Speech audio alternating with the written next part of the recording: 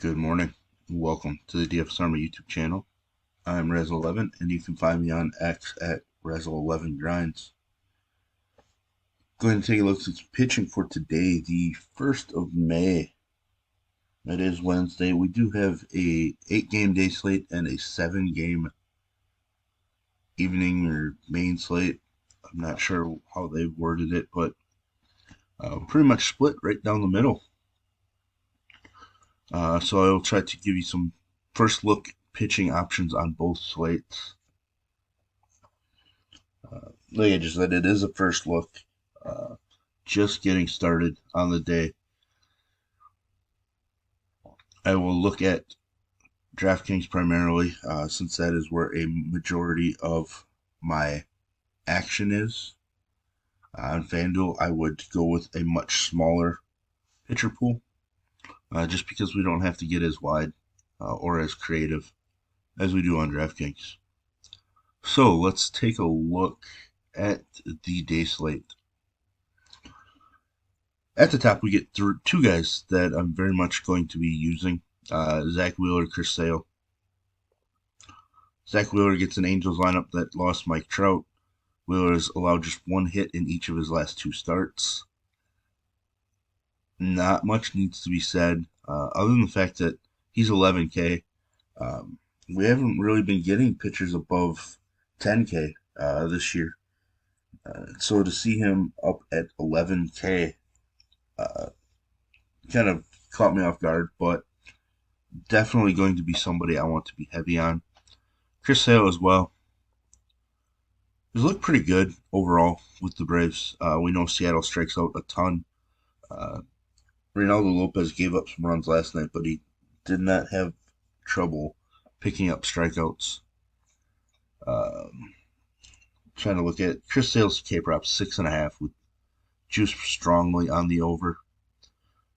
Zach Wheeler's 8.5, juice on the under. That 8.5 is pretty aggressive, to be honest, but it is such a great matchup for Wheeler. So certainly those two at the top. This next group of five, definitely going to be Bailey Ober for me. Has looked spectacular since that first start of the season where he got absolutely lit up. Taking on a White Sox squad that we are picking on, K-prop of 5.5. And he is a minus 198 favorite in that game. And the Twins have won 9 in a row, so I feel pretty good about using Ober. These other four, they're initially going to make my pool, but not that I feel great about any of them. Ashcraft certainly has ability, but his best start came against the White Sox. He did shut down Texas. Just his case really disappeared. I thought he'd have a little bit more success with strikeouts at the major league level. He's not really doing that, but I don't mind picking on San Diego right now with pitching. I just don't know if I want to, rely on him at 8,800 when I can go underneath here. So he is going to make my pool, but it's just one of those guys that I need to find some reasons to either keep him or to remove him. And those will come as I dig in more. Zach Eflin, definitely in play for me. Has great upside, great ability, but I will be honest, I am afraid of some retaliation in this game. So pitchers getting tossed, etc. But I do like Eflin a little bit. K-prop of 5.5, juices on the under. But he is a minus 125 favorite. Game total of just 8 in this one. So I think Eflin's perfectly fine. The Lugo Bassett matchup. Bassett's a minus 130 favorite. Both have K props of 4.5. Lugo's juice is on the under, Bassett on the over. I feel more comfortable with Lugo, to be honest, but I think I'm going to play them both. Lugo's only rough start was against Baltimore, which, we can expect. He's just not a big K guy. That 9 Ks last time out was definitely an outlier, but I feel like he's just steadier right now than Bassett. Uh, I like Bassett quite a bit. He had this solid stretch here, these two starts. Um, this San Diego start wasn't terrible. He's had some rough defense behind him in some other starts. I can't remember which game I was watching of his starts. Might have been this Tampa Bay one, where we had some defensive issues in the infield. I felt like only two or three of these should have been earned, but I don't know. It's just been a little more volatile than I would expect. Walks are up a little bit. Ks necessarily aren't there, but uh, I like Bassett. I like him at home as well. So even though he did just get lit up by the Dodgers at home, he had two strong home starts. So I don't mind using them. I feel better about Lugo, even though Bassett is favored in that matchup. As we go down, I'm not really interested in Musgrove. I know Cincinnati can strike out a little bit, but I just don't really like the way that Musgrove's throwing the baseball. Home runs have been an issue. Has just one strong start. Um, so I don't really want to go there until I start seeing a little bit stronger performances from Musgrove. As much as I've been picking on Tampa Bay with pitching, I don't think I'm going to take Colin Ray. Um, I'm not sure. He might be like a last man in type, but um, I just don't know that he has a ton of upside overall. Um, like what's our upside? Maybe getting this start out of him. I mean, I guess maybe this start with a win, but even then, that's less than what this was. So um, I'm not overly excited to use Colin Ray. I would rather take the GPP upside gamble with Quinn Priester. Looked phenomenal in his last start. One-time big name prospect. Has had some struggles at the major league level when given a chance, but that last start kind of reminds us what he's capable of. Pretty big ground ball guy as well. Um, so I feel like he's just a better play than Colin Ray at this point. Uh, Two other guys down here I'm considering are facing each other, and it feels weird to be on them. If I can find them, both have K props of just 4.5. Kenta Maeda and Miles Mikolas. Maeda was solid against Tampa Bay's last time out, solid against Minnesota. There's still ability in his arm.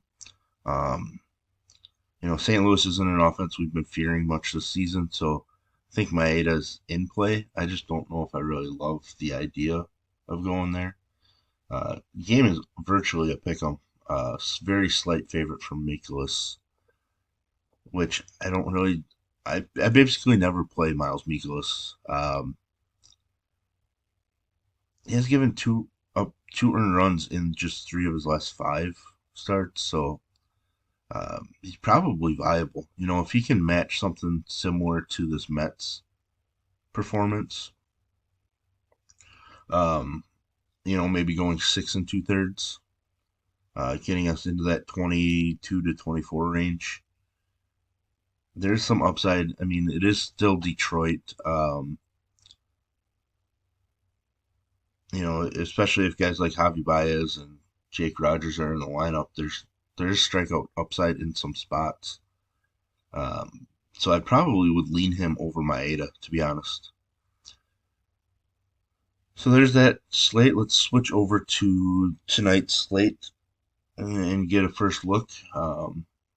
This is literally my first look at the actual slate itself. So I'm gonna try to scroll and find some numbers here on my other screen. Imanaga against the Mets. Certainly interested. I know the Mets don't strike out a ton in general. Imanaga's looks so good that it's going to be hard to not want to use him. K prop of just 4.5. Juice on the over. Um, he is a minus 125 favorite. Game total of just 7.5, which I think is the tied for the lowest on the entire day. So pretty good spot, I think, for Imanaga. Price point's a little aggressive, but Yamamoto has been really good as well. The nice thing with him is, he can offset a mistake or two with some strikeouts. So I'm definitely interested. Uh, I don't really use pitching against Arizona a whole lot, to be honest. He's a minus 135 favorite. K prop of 5.5, but juice is on the under, which I guess surprises me a little bit. I'd have to dig into the Arizona K rates a little bit more because that number just seems a little low, especially with under 5.5 is minus 155 right now. So uh, definitely interested in Yamamoto. Certainly interested in Corbin Burns, even against the Yankees. We do know there's K upside against the Yankees. The issue here is his Ks have not been there since start one of the season. Uh, for an ace, we want access to a lot more strikeouts. K prop of 6.5, but juice is on the under. He's a minus 162 favorite though. Uh, I have a hard time not playing Burns, especially because he's not the most expensive pitcher on the slate. So he's somebody that's definitely going to interest me. I'm not going to go to Verlander against Cleveland. Um, Cleveland doesn't really strike out a ton. Verlander's strikeouts can come and go. He did strike out 7 last time, but his strikeout rate had declined last season, so I'm just not sure that I want to go to Verlander at that price. Montgomery, the same. I'm not using him against the Dodgers. Cutter Crawford, uh, coming off a rough start, but had been really strong prior. Basically a pick 'em right now. K prop of 5.5. I am interested in Cutter Crawford. Buto against the Cubs. Rough start. Walks are an issue. I'll have to dig into that one more. I'm not sure that I want to use Buto, but he may make the pool as I dig in more. Not going to use Luis Hill against the Orioles, even though I've been impressed with some of his performances. Coming off a rough one, and these walks are a huge issue. I hate walks from starting pitching, especially on DraftKings. Tristan McKenzie, I want to believe that he's good. Uh, I just don't know if I can go to him against Houston, but 7,200 price tag for his upside is phenomenal. So he may just be somebody I slide in as a 10% play. I know Houston woke up a little bit yesterday, but they have had some stretches of rough offensive performances. And if we get them at the right time, Tristan McKenzie certainly has the upside to attack that. Um, I have to dig more into this Roddery Munoz, but uh, performance number one uh, looks like a week and a half ago is really interesting. He did go back down to the minors, so I'm gonna have to look and see what he did in the interim. But 77 pitches in the debut with 7 Ks, 2 solo home runs is a little worrisome, but the wind could have been blowing out in Wrigley for all we know. Taking out a Colorado squad that we're definitely using pitchers against, so I need to dig into this guy and see what his career K potential is in the minor leagues. Guys down here, not really interested in. Haney against Washington. I think he's going to get some people to click his name. There's K upside in his arm, not really K upside in the matchup. So, well, there we have it. There's the first look at pitching. If you enjoy what I bring to you, please hit the like button, hit the subscribe button, turn the notification bell on, get the alert anytime we drop videos here at DFS Army. If you want to join us, get access to our coaches, tools, sheets, optimizer, Discord, etc., I'll put links in the description below. You can use promo code RAZ, that's RAZ, for 10% off monthly. And as always, best of luck, everybody.